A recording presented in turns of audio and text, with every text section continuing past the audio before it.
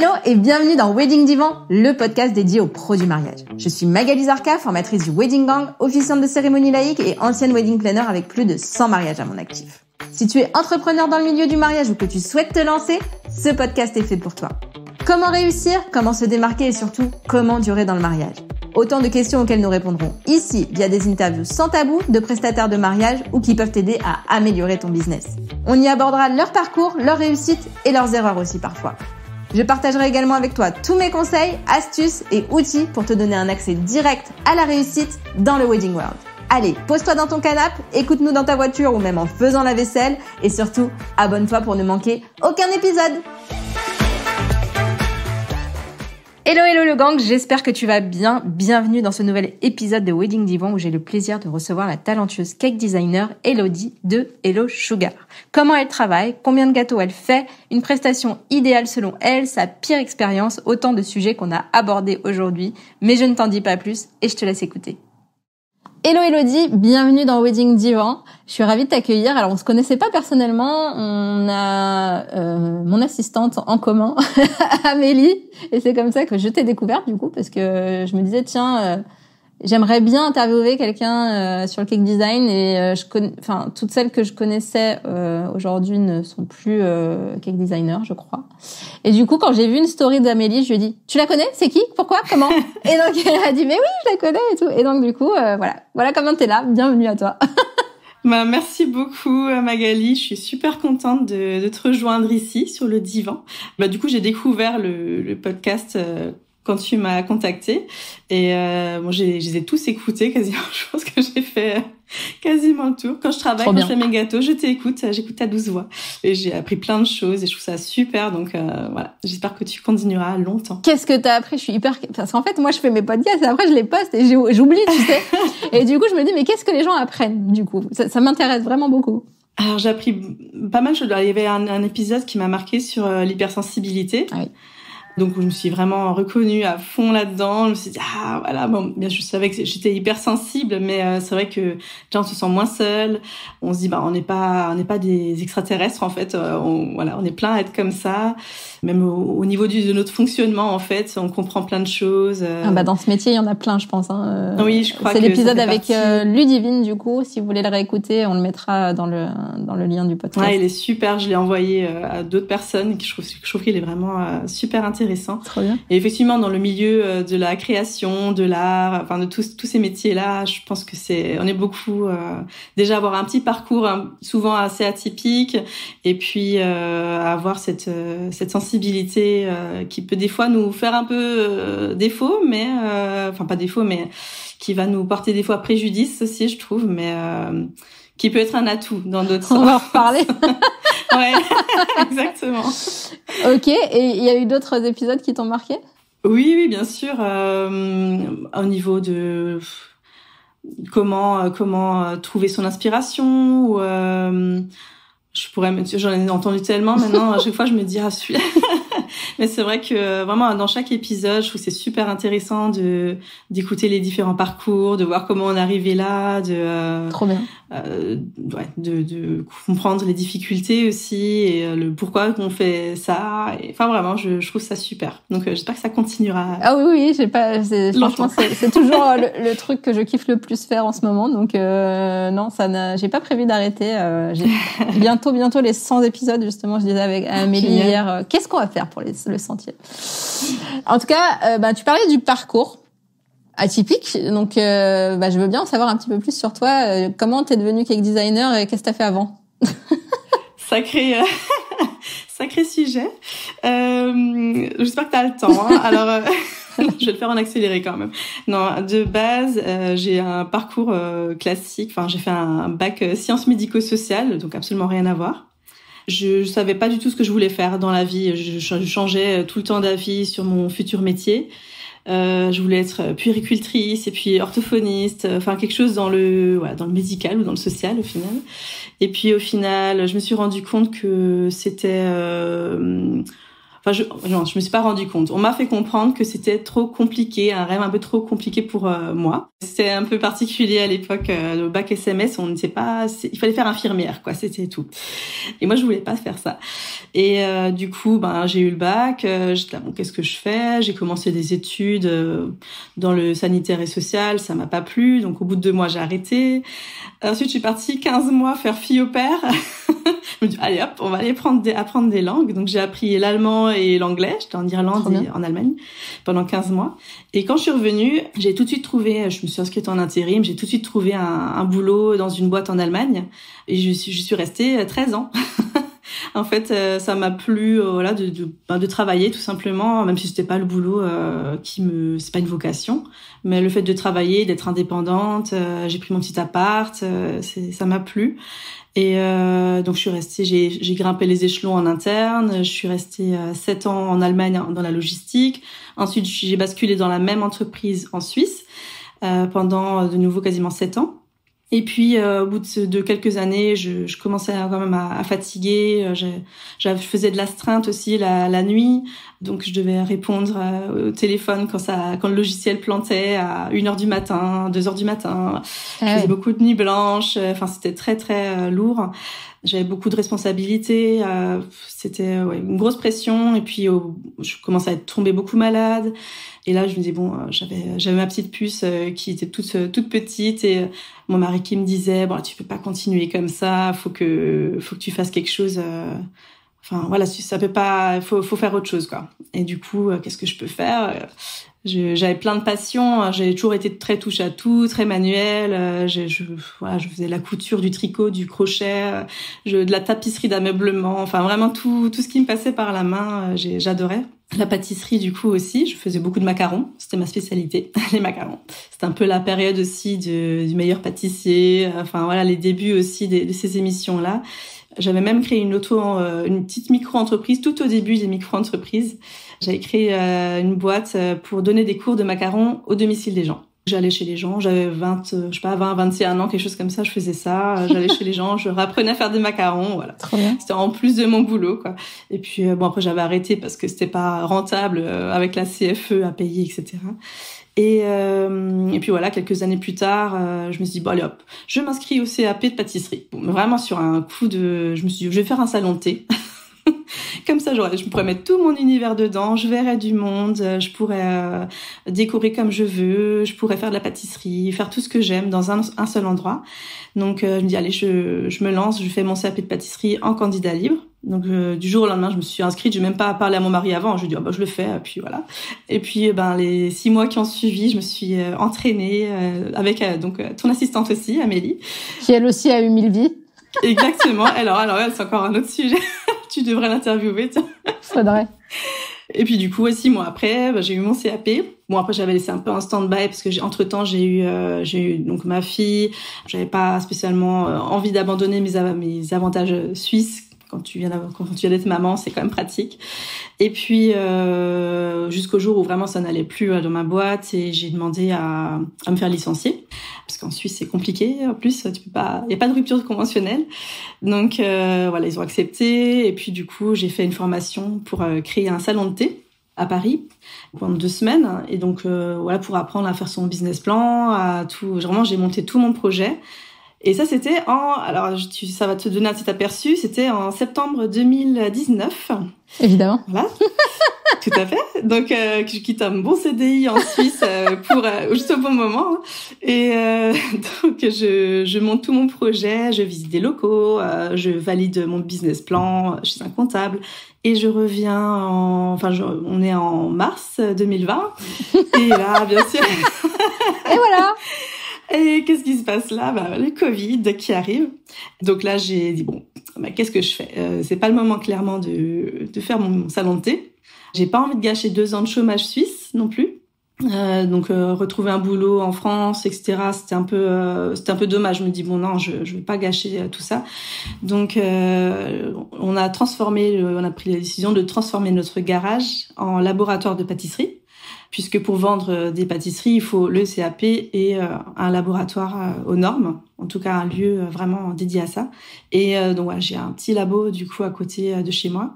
Et on a fait ça pendant quelques mois, et puis j'ai pu commencer à vendre tout doucement des pâtisseries. J'ai beaucoup posté sur Insta. Je m'intéressais à la photo culinaire. C'est comme ça que j'ai commencé à faire mon réseau avec mes anciens collègues aussi. Et puis on commence à me demander de plus en plus de gâteaux type cake design, donc layer cake, alors que je n'avais jamais fait avant. Je faisais que de la pâtisserie traditionnelle. Et puis j'ai essayé de satisfaire la demande, donc j'ai commencé à me former toute seule, à force de refaire. Au début, c'était très très moche. Et puis voilà, au fur et à mesure, le bouche à oreille allait très très vite, et j'ai eu de plus en plus de commandes. Et au début, je faisais ça. Temps du Covid, j'avais pas encore créé vraiment mon entreprise. C'était juste avec des connaissances, etc. Donc c'était entre deux.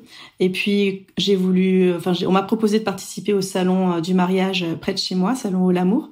Et là, il fallait de toute façon être immatriculé. Donc j'ai créé mon entreprise. J'avais mon labo, j'avais le CAP, j'avais tout. Et puis moi, c'était parti, quoi. Donc septembre 2020, ça a commencé. Ça fait 3 ans.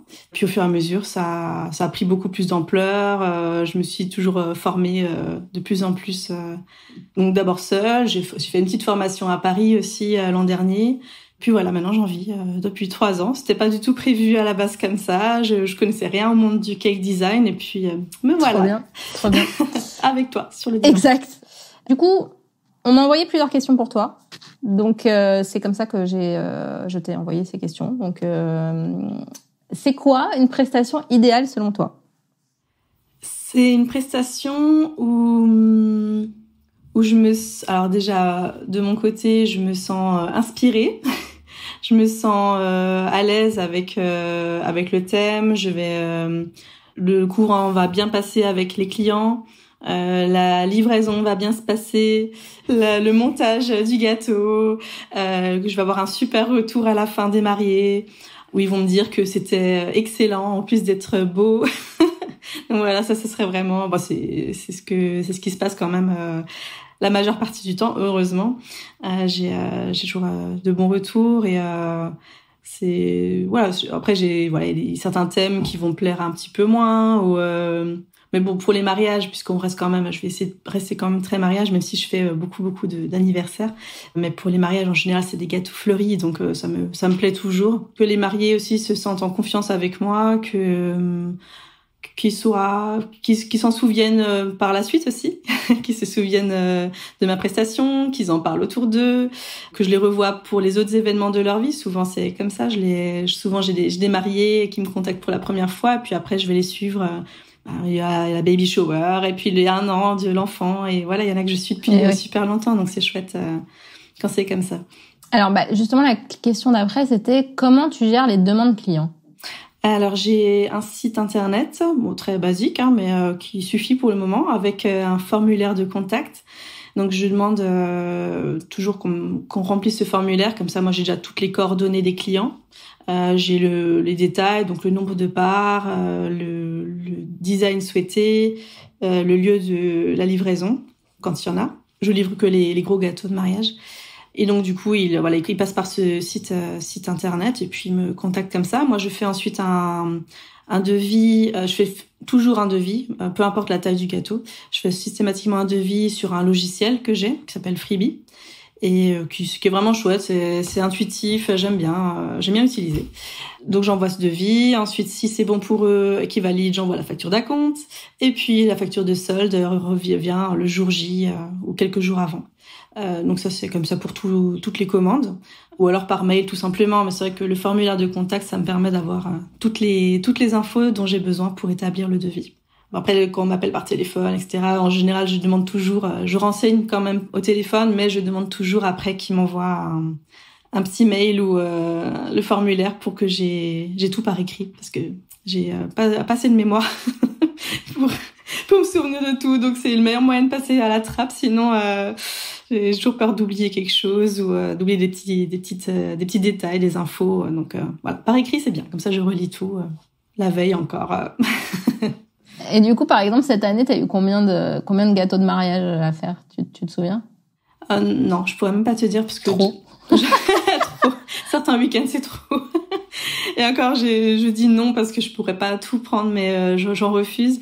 Mais j'essaye de pas dépasser 4. Ouais. J'ai des collègues qui en prennent beaucoup plus, encore qui en prennent 5, 7. Je sais pas comment elles font. Moi, je trouve déjà 4, c'est beaucoup. Pour combien de temps? Dans combien de temps? Ah, en un week-end. Voilà, parce que en fait, là, je t'ai demandé cette année, et là, tu me dis 4. Justement, je pourrais pas. Non. C'est pour ça que je te dis. Comme en off, tu m'as dit que c'était 4 par week-end. Ah ouais, justement. Non. Sur l'année, je saurais même pas te dire, puisque après, en dehors, j'ai les gâteaux d'anniversaire, de baptême, qui peuvent aussi être des fois très gros. Des fois, j'ai comme du 50 parts, 60 parts pour des baptêmes. En mariage, faudrait faire un calcul rapide. Je suis très nulle en maths. J'ai pas fait S1. Moi non plus. Donc, je te laisse calculer avec ta calculette. Ça ira mieux. Hop. Bon, allez, on va dire une 60aine cet été. Waouh. À peu près. Après, il y a différentes tailles, mais à peu près entre 50 et 130 parts. Énorme. Pour le plus gros. Ok. Et donc, ça, c'est les demandes clients. Et après, comment tu t'organises avant un mariage? Alors, en période de mariage, il faut savoir que pour moi, c'est quand même plus détente dans la réalisation des gâteaux que le reste de l'année. C'est-à-dire que quand j'ai des gâteaux à thème, pour moi c'est beaucoup plus de travail parce que j'ai des fois fait 25-30 heures de travail juste pour les petits décors en pâte à sucre. Pour les mariages, comme dit, c'est souvent que des fleurs. Donc les fleurs, je les récupère souvent le jour J sur le lieu du mariage. Je m'organise avec la fleuriste du mariage pour qu'elle me laisse un bouquet. Là, je vais commencer les préparations. Si j'ai beaucoup de gâteaux, je vais commencer le mercredi à faire les cuissons. Je vais faire les cuissons le mercredi, je vais faire les garnitures le jeudi.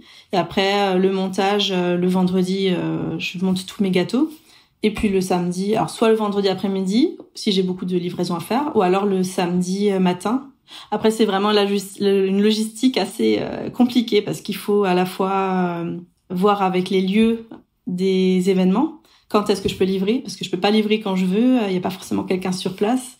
Il faut aussi que je vois avec la fleuriste quand elle livre. Parce que si elle livre le samedi après-midi et que moi je veux livrer le samedi matin, ça ne va pas. Donc voilà, c'est toujours un petit peu le Tetris, mais bon, on y arrive. Donc voilà, je prépare tout le vendredi. Il faut que tout soit terminé. Et puis le vendredi fin d'après-midi ou samedi matin, j'essaye de tout livrer. Des fois le samedi après-midi encore, mais je préfère livrer le samedi matin. Quand il fait moins chaud aussi. Puis même, ça me permet d'être plus tranquille d'esprit, s'il y a le moindre souci, etc. Comme ça, j'ai encore le temps de faire, de rattraper, ou je sais pas, j'essaie d'anticiper quand même d'éventuels problèmes. Et puis après, ça me libère aussi mon week-end. Faut dire ce qui est. Ça me permet d'avoir mon samedi après, mon samedi soir, mon dimanche, ce qui n'est pas le cas le reste de l'année, du coup. Ouais, du coup, en fait, la saison de mariage où tu fais 60 gâteaux, c'est ta basse saison, toi, genre. Oui. Ouais. Pour moi, c'est beaucoup plus... c'est vraiment la livraison qui est le plus stressant, mais le reste, c'est beaucoup plus simple. J'ai moins de goût aussi à préparer, moins de saveurs différentes, puisque souvent, un gâteau, même des fois un 100 parts, ils veulent un goût pour le 100 parts. Alors que si j'ai 10 gâteaux, 15 parts, des fois, c'est 10 saveurs différentes. Donc, j'ai beaucoup plus de petites préparations à faire avant.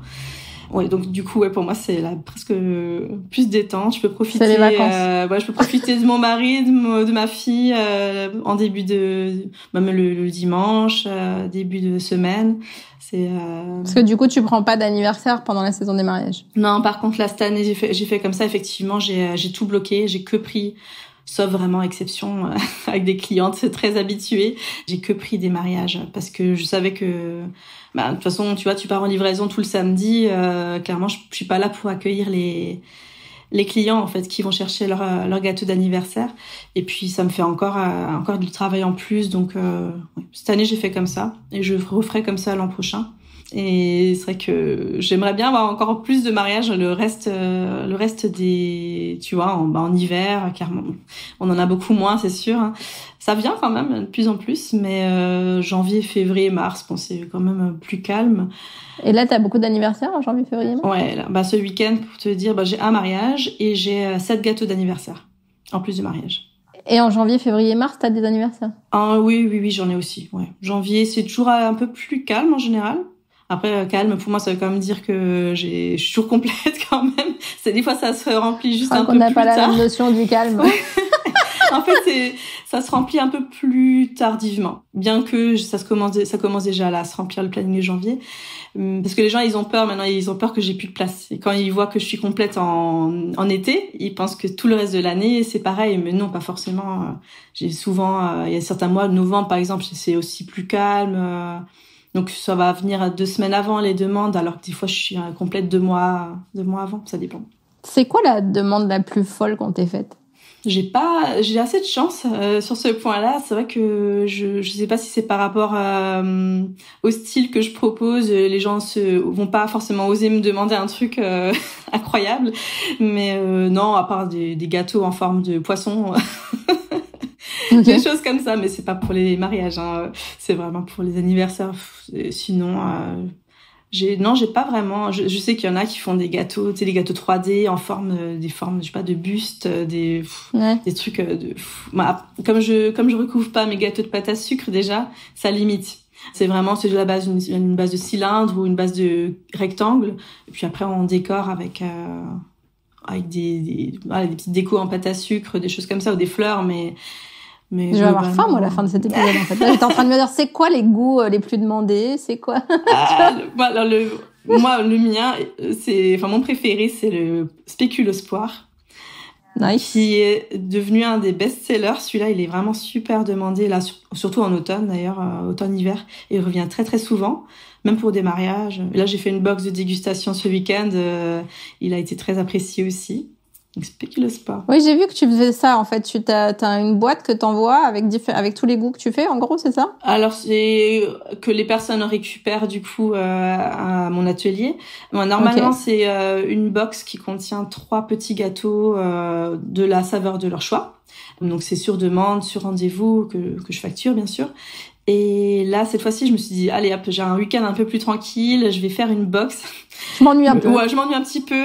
Faisons une box où je propose 6 saveurs. Et puis, donc j'ai fait 6 gros gâteaux. Et alors, ce que j'ai pas mesuré avant, c'est qu'il fallait que j'emballe chaque part individuellement. Donc, ça faisait 72. Pour pas que ça se mélange. Oui, puis pour pas que ça sèche, en fait. Pour que ça reste, ça garde l'humidité du gâteau. Et donc, j'ai emballé 72 parts individuellement. J'ai fait 12 box. Et c'était super long à faire. Au final, je me dis, bon, les personnes étaient contentes, mais moi, je dis, je referai plus jamais. Quelle idée j'ai eue. Comme quoi? Ou plus sous cette forme, en tout cas. Mais là, je pense que je vais garder le format de 3 petits gâteaux. C'était bien, finalement. Et puis, les mariés sont en général déjà signés. Souvent, ils signent avant de goûter. Voilà, donc ils sont pas pressés non plus de faire la dégustation. Donc, je place ça en hiver quand c'est un peu plus calme. Donc, poire et spéculoos, et l'autre, je sais pas, les 2 autres, le top 3, c'est quoi? Le top 3, donc pour les mariages, c'est vraiment framboise, vanille framboise, c'est le truc intemporel, la basique, mais qui plaît toujours à tout le monde en général. Le poire spéculoos, et après, troisième, mangue passion, ça revient beaucoup. C'est quelque chose de plus, de frais, fruité. Et là, j'en ai sorti un il y a pas longtemps. Pas de chocolat? Pas tellement, si, pour les mariages d'hiver, un peu plus. Mais en été, non. Souvent, ils me disent, non, on veut pas de chocolat, c'est trop lourd. Ils veulent du fruit. Le chocolat framboise, ça sort quand même de temps en temps. Mais celui que, là, j'en ai sorti un il y a pas longtemps et il plaît beaucoup, c'est le chocolat au lait, caramel et cacahuète. Waouh! Un peu façon sneakers, tu sais. Celui-là, il est... T'en envoies pas par la poste? Parce que là, j'ai faim. Ah, non. Il faudra que tu viennes en vacances en Alsace. J'ai une très bonne amie qui habite à Metz, du coup, c'est pas vraiment mais du coup elle était cake designer avant. D'accord. Tu vois, dans l'est, mais alors elle était dans le sud à l'époque, mais maintenant elle habite à Metz. Et elle a arrêté. Ouais, elle a arrêté, elle a arrêté. Elle était très douée. Elle était très très douée. Et elle avait fait justement mon cake design pour le gâteau que j'avais fait que elle avait fait du coup, c'est pas moi, pour ma soirée de lancement quand j'étais wedding planner. Donc ça date, c'était vraiment en 2012 et elle avait fait champagne fruits rouges. C'était une tuerie. C'était magique, franchement. Très très bonne. Bref, allez, on met les pieds dans le plat, on en parle de cette pire expérience mariage. Ah, allons-y. C'était vraiment la question que je redoutais. Je me suis dit, pourvu qu'elle y soit pas. Bon. Eh ben, si. Allez. Mais je pense que c'est la thérapie qu'il te faut. Oui, c'est ça. Non, c'est vrai que ma pire expérience, pour le coup, j'en ai vraiment une horrible. Et je pense que c'est la pire expérience qui peut arriver à une cake designer, globalement. C'est que lors de la livraison d'un gâteau de mariage cet été, donc c'est encore assez frais. C'est pour ça qu'on parle de thérapie, c'est pour ça, exactement. Lors de la livraison, avec la chaleur, les vibrations, enfin voilà, il y a eu un petit, gros souci, c'est que au moment d'ouvrir le container isotherme, je vois que le gâteau, il était en mode tour de Pise. J'ai l'étage du bas en fait qui s'est effondré. Il a pas supporté, je sais pas pourquoi, parce qu'il y a plein de renforts dans les gâteaux. C'est la première fois que j'ai un cas comme ça en 3 ans. J'ai même un renfort qui s'est cassé. C'est un renfort en bois et s'est cassé en 2. Je pense qu'il était fragilisé à la base, je sais pas. Donc bon, en tout cas, le gâteau du bas, il s'est complètement effondré. Et heureusement, j'ai pu sauver les 2 étages du dessus. Donc j'ai rafistolé comme j'ai pu parce que j'avais emmené de la crème avec quand même, donc j'ai rafistolé avec la crème pour qu'ils aient quand même un gâteau à présenter. Le traiteur sur place m'avait aussi rassurée parce que eux ils avaient prévu plein d'autres choses, donc il y a tout un buffet de dessert en plus, donc heureusement il y avait pas que mon gâteau. Puis le gâteau qui était cassé du bas, en fait il a dit il le présentera pas mais il va le découper pour qu'il soit quand même mangé. Donc en termes de part, ils avaient ce qu'il fallait. C'était juste au niveau de la présentation, forcément, il y avait un étage en moins. Et donc, bon, évidemment, j'étais au bout de ma vie quand j'ai vu ça. Je sais même pas comment je vais vous pas pleurer sur le coup. J'ai vraiment pris sur moi pour tout, avoir quelque chose de présentable, en fait, qu'ils aient quand même un gâteau. Quand je suis rentrée chez moi, j'avais encore une petite livraison, et puis dès que je suis rentrée après, j'ai tout de suite envoyé un mail pour m'excuser, et puis pour simplement proposer un remboursement du solde. Et puis malheureusement, ça n'a pas suffi. Le marié a quand même souhaité un remboursement total, ce que j'ai fait. Donc j'ai effectué un remboursement total. Je me suis dit comme ça, au moins on n'en parle plus. Enfin, je voulais pas d'histoire, quoi que ce soit. Je déteste le conflit. En plus, c'est vraiment un truc quand j'ai vu son numéro, je suis là, oh là là. Je me sentais tellement mal. J'étais en Italie, en vacances. C'est mon premier jour de vacances. On venait d'arriver. Donc ça commence un peu mal, les vacances. Ça m'a d'ailleurs gâché toutes mes vacances. Ça, c'était vraiment... Après, bien sûr, j'ai compris... je m'en voulais énormément. Clairement, je m'en voulais beaucoup, beaucoup. Et puis, je me suis dit... tu sais, après, avec le recul, tu te dis, j'aurais dû faire le montage du gâteau sur place. Quand j'ai fait le montage, le matin, j'ai livré un autre gâteau encore plus gros, quasiment au même endroit. J'ai eu aucun souci, pas de fissure, rien. L'après-midi, tu livres, c'est complètement écroulé. Tu te dis, punaise, c'est pas juste, quoi. C'est pas cool, franchement. Mais comme dire, juste avant tes vacances, les seules vacances de l'année, t'es là. C'est pas cool. Et j'ai ruminé ça pendant longtemps, et puis après j'ai commencé un peu à le digérer jusqu'à ce que j'ai un avis très négatif sur Google. Donc là ça a remis le couteau dans la plaie. Et puis du coup cet avis-là, à chaque fois que je le vois, ça me rappelle cet événement-là, donc c'est toujours dur. Mais par contre, ce que j'ai changé depuis, c'est que j'essaie toujours de livrer le matin ou la veille. Donc soit le vendredi après-midi, soit le samedi matin, quand c'est possible, ou vraiment samedi début d'après-midi, mais pas le samedi, parce que là il était 18h quand j'ai livré, je crois 17h30 ou 18h, quelque chose comme ça. Et du coup, en fait, je pouvais plus rien faire. Tu vois, si ça avait été le matin, je me dis, ok, c'est horrible, mais je rentre, je refais un gâteau et je le relivre plus tard, parce que c'était à 1 heure de route quand même. Là, à 18h, je pouvais plus rien faire. En fait, je pouvais pas rentrer, refaire le temps de cuisson, les temps de prise au froid. Enfin, pour moi, c'était juste pas possible. Sinon, je l'aurais fait. Donc là, je me dis, maintenant, je livre les gâteaux, les gros gâteaux en tout cas, systématiquement démontés, et je fais le montage sur place. C'est un peu plus long, mais au moins ça m'assure une tranquillité d'esprit.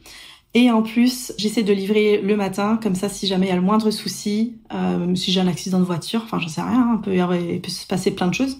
Au moins, j'ai ce backup-là, je peux rentrer, refaire et livrer quelque chose de complet, quoi, comme ce qu'on m'a commandé, et éviter ce genre de péripéties.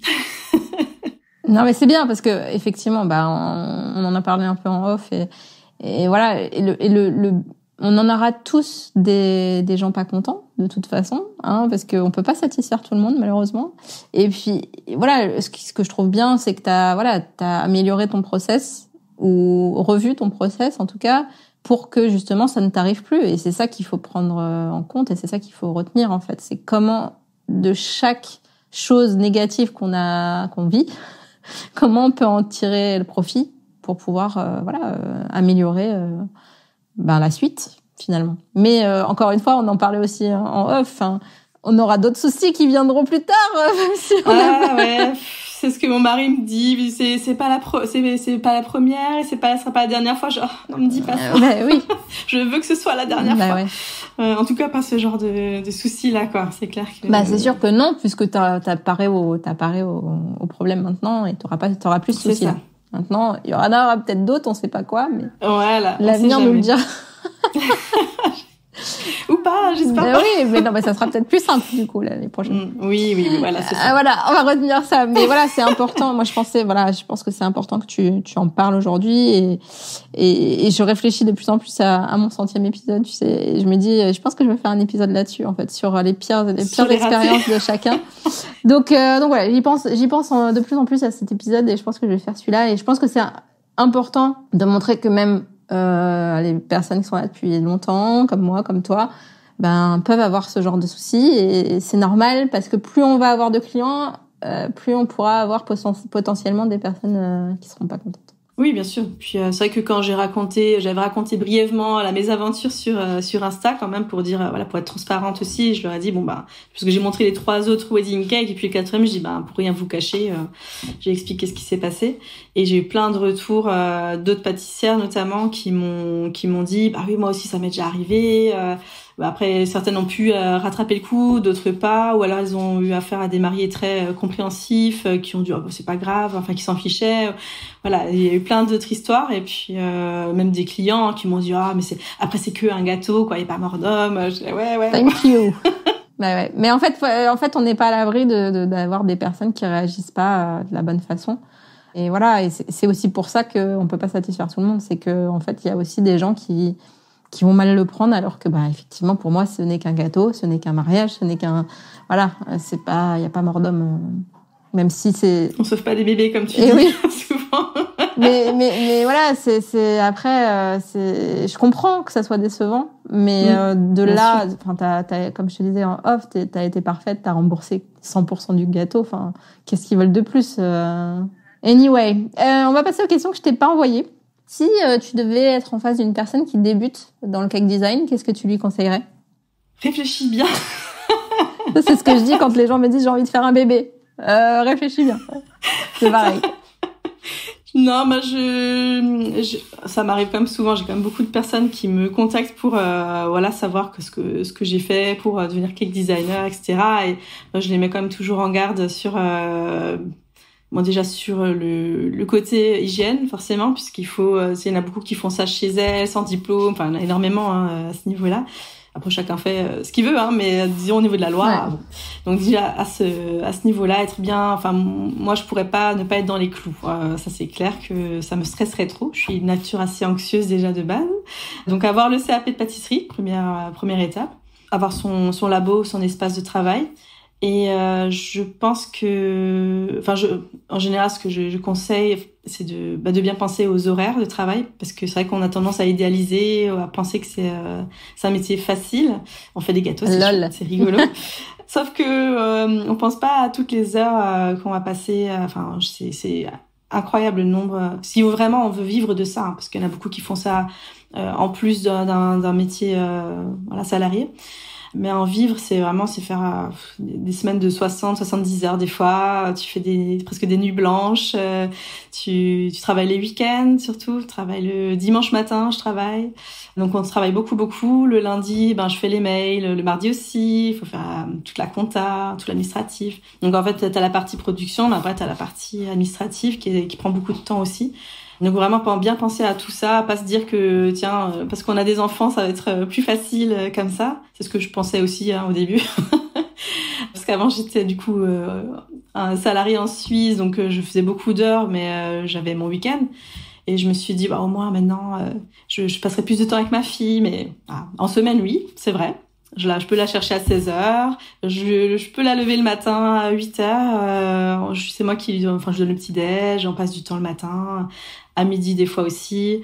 Donc, j'en vois plus en semaine. Mais c'est vrai que le week-end, par contre, c'est sans moi, quoi. Jusque dimanche matin. Et puis après, le dimanche midi, en général, je suis trop fatiguée. Je suis vraiment au bout de ma vie. Donc, je loupe beaucoup d'événements aussi. Ou quand j'y vais le samedi soir, je suis épuisée, quoi. Vraiment, je prends sur moi pour pouvoir quand même participer. Mais je suis vraiment très fatiguée souvent. Donc, plus en période basse saison. Entre guillemets. En mariage, mais c'est ça. Mais ouais, vraiment penser à ça. Mais au-delà, bien sûr, sinon je le ferais pas. C'est le côté, on participe pas aux grands événements des gens. On met un peu des étoiles dans les yeux des enfants. Quand ils viennent chercher leur gâteau avec leurs enfants, les enfants ils sont, ça fait toujours plaisir. On participe aux grands jours, les mariages. On met toujours, ça fait toujours un plaisir de voir notre patte dans ces événements-là. Le côté créatif, artistique qui me manquait avant, je l'ai clairement ici aussi.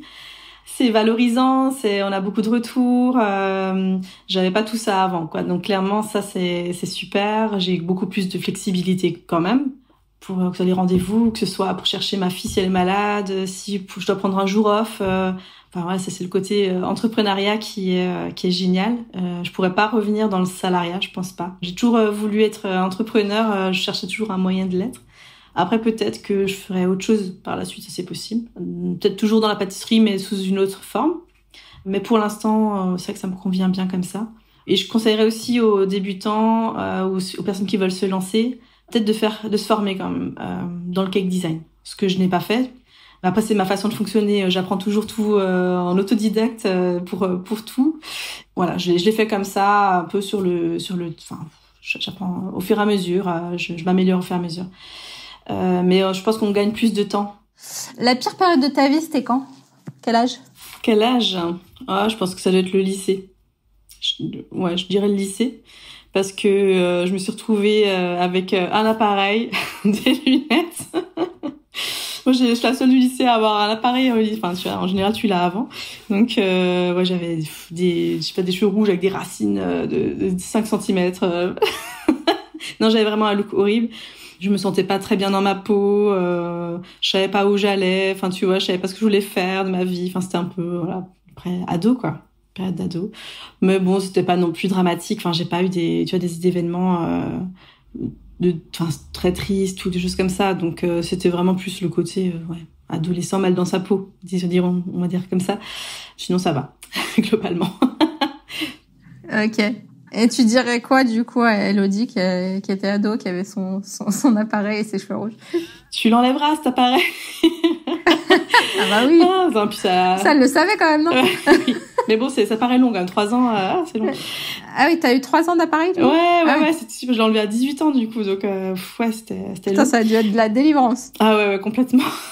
J'ai aucune photo. D'ailleurs, j'ai aucune photo de mon adolescence, tout simplement.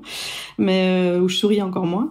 Et, non, puis tout simplement que tu finiras par trouver ta voie. Ou en tout cas, quelque chose qui te plaît vraiment. Et, te stresse pas trop pour ça, quoi, que ça va aller. Tu trouveras aussi un homme bien, et enfin voilà, que quand t'es ado, tu fais des rencontres, si ça va pas, et voilà, tous ces trucs là, que finalement t'auras une jolie vie avec plein de choses sympas, plein de rencontres, une fille magnifique, voilà. Trop bien. Ça. Voilà. Et qu'est-ce que je peux te souhaiter pour la fin d'année 2023? Pour la fin d'année, écoute, que ça continue comme ça, que plein d'avis positifs. Ouais, plein d'avis Google positifs. Exactement. Je tiens à dire quand même alors 2 choses. Un, que j'adore mon fils, donc ça c'était juste la parenthèse pour quand les gens me disent je vais faire un bébé et que je leur dis réfléchis bien. Bon, et ça c'est la première chose. Et la deuxième chose, c'est qu'elle a quand même 4,9 sur 5. Donc ça va pas changer grand-chose. Oui, heureusement qu'il y en a d'autres, beaucoup d'autres qui sont super positifs, heureusement. Merci à tous d'ailleurs, ceux qui me laissent des avis comme ça. Encore aujourd'hui, là, j'en ai eu un magnifique, donc ça fait toujours plaisir. On va essayer de se concentrer sur cela, effectivement. Je te souhaite tout ça. Merci beaucoup. Merci en tout cas. Merci à toi, Magali. À très vite. Bonne journée. Salut. Et voilà le gang, j'espère que cet épisode t'aura plu autant qu'à moi. Si c'est le cas, partage-le autour de toi et tag-nous, Elodie et moi, ça nous fera trop plaisir. Et puis tu sais que tu peux aussi mettre 5 étoiles sur Apple Podcast ou Spotify à Wedding Divan, c'est ce qui m'aide le plus à le faire connaître. Un grand merci à toi et à très vite pour le prochain épisode.